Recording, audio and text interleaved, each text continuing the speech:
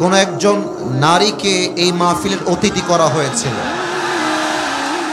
It is not appreciated. মুসলমানদের দেশে আমাদের মাহফিলের সভাপতি হবে একজন সুনামধন্য যোগ্য আলেমের সন্তান অথবা যোগ্য আলেম।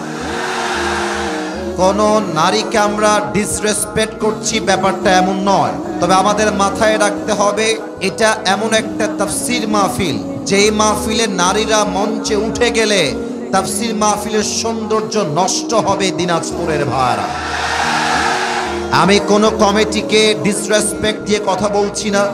হয়তো একটা মিসআন্ডারস্ট্যান্ডিং হয়ে গেছে, একটা বোঝাবুঝির ভুল হয়ে গেছে, এবং যেই নারী এসেছিলেন তাকেও আমি বলবো, আম্মা জান, আপনাকে এই স্টেজে মানায় না, আপনাকে পর্দার সহিত আপনার ঘরেই আপনাকে সবচেয়ে বেশি মানায়। আম্মা জান, যিনি এসেছিলেন তাকেও আল্লাহ নেক হায়াত দান করুক। পড়েন সবাই আমিন। আমরা মানুষকে সম্মান দিয়ে কথা বলতে শিখেছি, আমরা মানুষকে অসম্মান দিয়ে কথা বলতে পছন্দ করি না, ঠিক কিনা বলেন? তবে আমরা চাইব, বাংলাদেশ যেহেতু সেকেন্ড টাইমের জন্য স্বাধীন হয়েছে, এই বাংলাদেশের তাফসীর মাহফিলে সভাপতি হবেন একজন আলেম। কোন সুদখোর, ঘুষখোর, বাটপার, জালেম মাহফিলের সভাপতি হওয়ার কোনো যোগ্যতা তার নাই। আল্লাহ আমাদের সবাইকে বোঝার তৌফিক দান করুক। পড়েন সবাই আমিন। এবং আমি আজকের এই মাহফিলে যা দেখতে পাচ্ছি, আমার এই ডানে, আমার এই সামনে, আমার এই বামে, আমার মন বলছে আজকের এই মাহফিলে যত অডিয়েন্স এসেছে, আমার যদি ভুল না হয়, আজকের মাহফিলে 90% বেশি কলিজার টুকরা যুবক ভাই আজকের মাহফিলে এসেছে।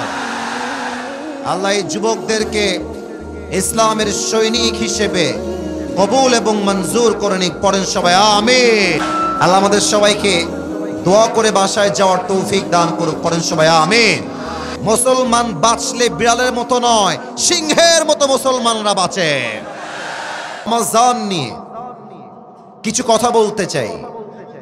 এই কথাগুলো শেষ হয়ে গেলেই আমি আমার মূল যে সূরাকে আজকে নির্বাচন করেছি তাফসীর করার জন্য, সেই সূরার থেকে তাফসীর পেশ করব। আমি সবাইকে প্রশ্ন করতে চাই, ইংরেজি যে মাসটা চলছে এই মাসটার নাম কি? আচ্ছা, এত আস্তে বললে কি হয়? বলেন সবাই, নাম কি? ফেব্রুয়ারি। এবার আরেকটা প্রশ্ন করছি, অনেকে উত্তর দিতে ভয় পাবে, তবু আশা রাখবো আওয়াজ করে আমি উত্তর পাবো। এটার ইংরেজি নাম হচ্ছে ফেব্রুয়ারি, বাট আরবি এই মাসের নাম কি? এই যে অনেকে উত্তর দেয় নাই। বলেন সবাই, আরবি মাসের নাম? আর একবার বলেন সবাই, নাম শাবান। এই মাসে আমাদের সকলের গুনাহ খাতা মাফ হয়ে যাক। আমরা সবাই চাই কি চাই না?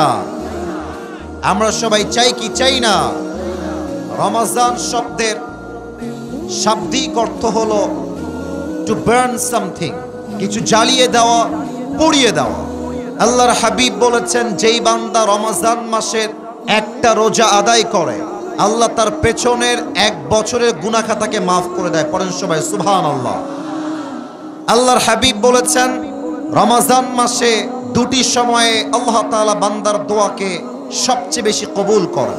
এক হচ্ছে সাহরির সময়, আর 2 হচ্ছে ইফতারির সময়।